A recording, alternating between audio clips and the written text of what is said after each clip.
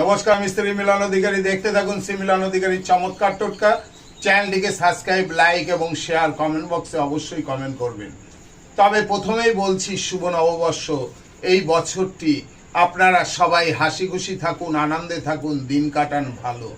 নতুন পুরনোকে ফেলে দিয়ে নতুনকে তুলে আনুন।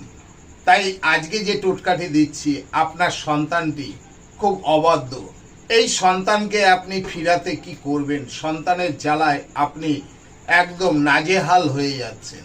আপনি শনি বা মঙ্গলবারে একটি আপনার সন্তানের ছবি নেবেন, তার মধ্যে 3টে তেজপাতা, 3টে গোলমরিচ, 3টে এলাচ, 3টে লবঙ্গ দিয়ে একটি লাল কাপড়ে বেঁধে আপনি যেই সন্তান যেই খাটে শোয় সেই খাটের পায়াতে বেঁধে দিন। আর শনি মঙ্গলবার করে ওইখানে ধুনো দিন। যত ধুনো দেবেন দেখবেন আপনার সন্তানটি খুব ভালো হয়ে উঠবে।